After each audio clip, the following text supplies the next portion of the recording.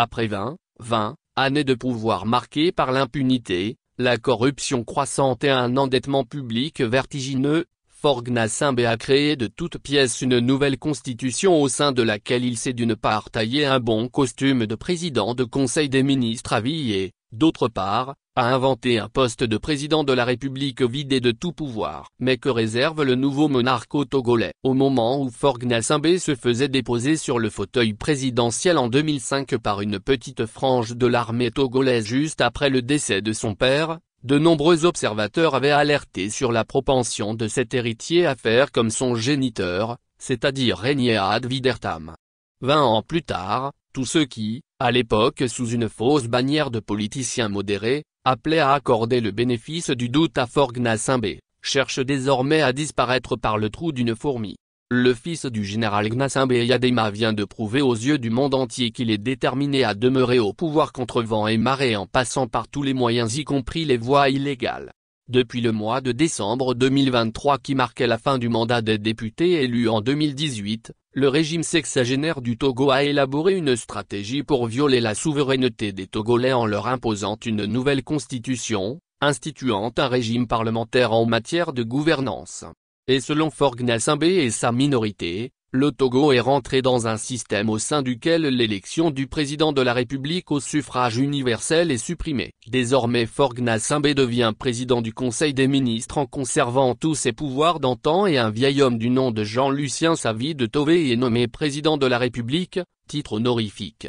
La manière dont Faure Gnassingbé a réussi à s'accorder un règne à vie ne présage rien de bon pour le peuple togolais. Il est sûr et certain que le pire de la gouvernance Faure Gnassingbé reste à venir. Et ceci pour des raisons évidentes. De 2005 à 2025, même si c'est un secret de polichinelle que toutes les élections sont toujours truquées par le régime en place, Faure Gnassingbé était menacé par une éventuelle sanction à travers le vote populaire dans des élections présidentielles. Il lui fallait également, au minimum, réfléchir à des projets trompeurs à mettre en avant afin de baratiner la communauté internationale sur sa vision illusoire de développement du Togo, les Togolais eux-mêmes n'ayant plus aucune confiance en lui.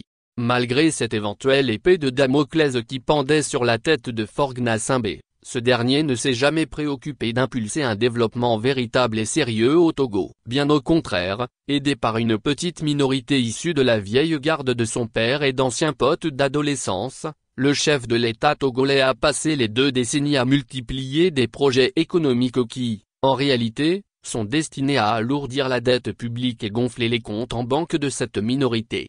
En 20 ans, le régime RPT-UNIR incarné par Faure Gnassingbé n'a pas réussi à moderniser les centres hospitaliers universitaires du Togo qui au demeurant sont plutôt en pleine décadence. Aucune université de rang n'a été construite. Il n'y a ni d'infrastructures routières ni de complexes sportifs modernes, sortis de terre. Bien au contraire, les grands marchés des grandes villes du pays sont partis en cendres jetant les dynamiques femmes commerçantes togolaises dans la misère. Les quartiers non inondables dans le temps deviennent désormais des lagunes en saison pluvieuse. Les entreprises privées progressivement cessent leurs activités et mettent au chômage les Togolais sous la lourde pression fiscale de l'Office togolais des recettes, autres, dont les dirigeants vivent dans l'opulence.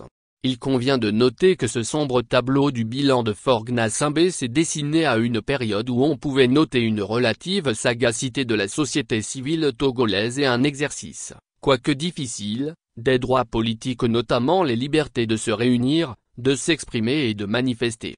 Désormais, dans la 5e République de Faure Gnassingbé, celui-ci s'est soustrait au vote populaire en supprimant l'élection présidentielle au suffrage universel. Le nouveau monarque n'est plus contraint de présenter au peuple togolais un programme électoral ou du moins un projet social devant motiver ou justifier son maintien au pouvoir.